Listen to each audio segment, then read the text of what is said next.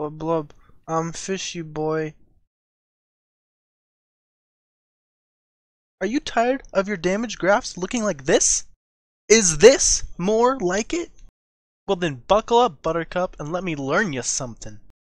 If you've made your way to my video, you probably already know this is Pantheon.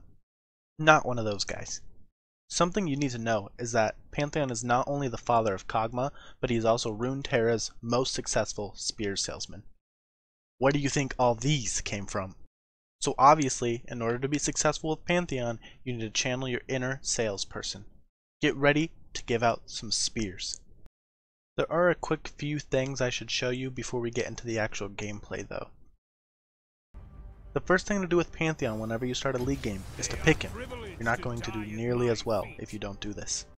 As you can see at the bottom of the champ select screen, I like to take teleport and ignite and forget the flash. Let me explain that. Teleport allows you to have more map pressure as well as gives you an opportunity to get more experience and a gold advantage over your opponent. If you kill them, you can stay a little longer, last hitting creeps, and then come back to lane at the same time as them with more XP and gold. Ignite offers a combat advantage. An opponent who takes flash has considerably less lane pressure than myself, and I can usually win a 1v1 against them because of my extra damage. Although flash could definitely save me from potential deaths, I believe the resource and combat advantage help me more throughout a game than flash would. So now let's talk about my masteries. Sorcery gives a little bit more damage to our spears, Feast lets us have a little bit more sustain, Natural Talent gives us more damage in the late game, Bounty Hunter makes us more damage overall after we kill people, Wanderer lets us roam a little bit better, Assassin helps us win 1v1s in the lane, Merciless lets us finish off people better, Dangerous Game heals us after our kills of course, Precision gives a little bit more lethality, and Thunderlords gives a little bit more burst and lane damage.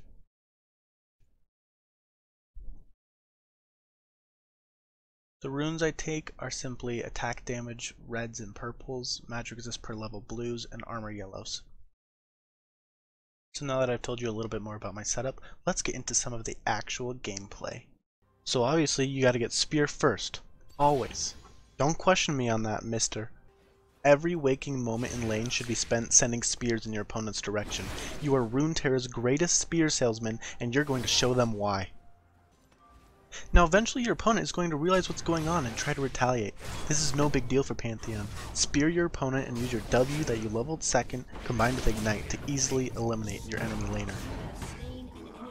In most cases at this point, you should stay to soak up experience and get some minion gold. After that, if you took teleport, you can easily get back into lane with an experience advantage.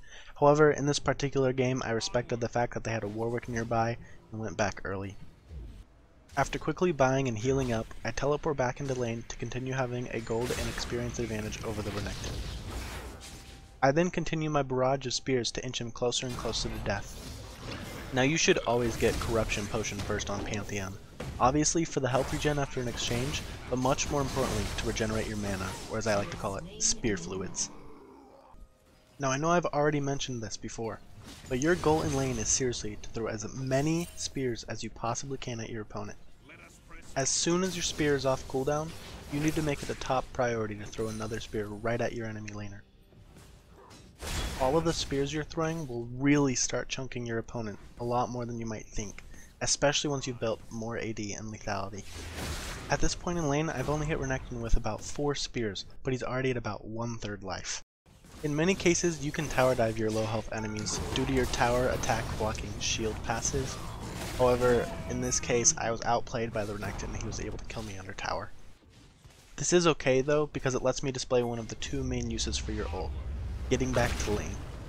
Your ult is also great at stopping tower pushes, because it can kill most of the minions and scare enemy champions away. Now Pantheon's pretty great, but he isn't all sunshines and rainbows. He does have downsides. The biggest of them is his lack of escapes, especially if you don't take flash like me. When caught out, your only option is to turn around and try to do as much damage as possible. This has been a quick guide on success with Pantheon.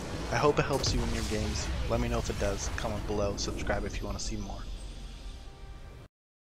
My spear is restless.